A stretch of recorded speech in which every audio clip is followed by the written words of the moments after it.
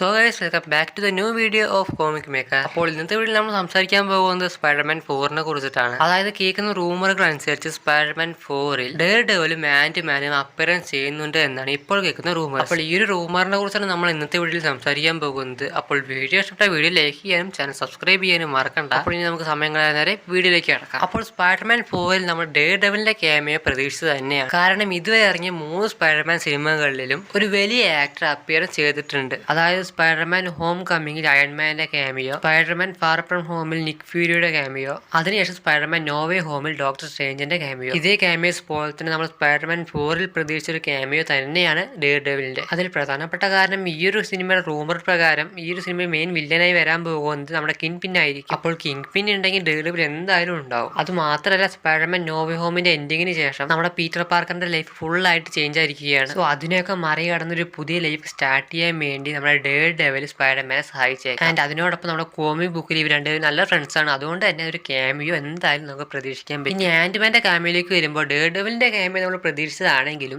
പക്ഷേ ആന്റ്മാന്റെ ക്യാമിയോ നമ്മൾ അങ്ങനെ പ്രതീക്ഷിച്ചതല്ല. പക്ഷേ ഇപ്പോൾ കേൾക്കുന്ന റൂമറുകൾ അനുസരിച്ച് നമ്മുടെ ഈ ഒരു സ്പൈഡർമാൻ 4 എന്ന സിനിമയിൽ ഡെയർ ഡെവിലോടൊപ്പം തന്നെ ആന്റ്മാനും ഒരു ഗസ്റ്റ് റോളിൽ വരുന്നുണ്ട്. അപ്പോൾ ആന്റ്മാന്റെ ക്യാമിയോയെ കുറിച്ച് ആലോചിച്ച് നോക്കുമ്പോൾ ഈ ഒരു ക്യാമിയോ ഈ ഒരു സിനിമയിൽ വളരെ ഇമ്പോർട്ടൻസ് ഉള്ള ഒരു ക്യാമിയോ ആയി മാറിയേക്കാം. അതിന് കാരണം എന്താണെന്ന് വെച്ചാൽ ഈ ഒരു സിനിമ മിക്കവാറും പ്ലേസ് ആവാൻ പോകുന്നത് ഫേസ് 6-ലായിരിക്കും. അങ്ങനെയാണെങ്കിൽ ഈ ഒരു സിനിമ മിക്കവാറും കണക്ട് ആകാൻ പോകുന്നത് കാങ് ഡൈനസ്റ്റിയും സീക്രട്ട് വാഴ്സുമായിട്ടായിരിക്കും. അങ്ങനെയാണെങ്കിൽ എൻ്റെ ഒരു തിയറി പ്രകാരം ഈ ഒരു ആനിമന്റെ ക്യാമിയോ ഈ ഒരു സിനിമയിൽ പോസ്റ്റ് ക്രെഡിറ്റ് സീനിലായിരിക്കും വരുന്നുണ്ടാവുക.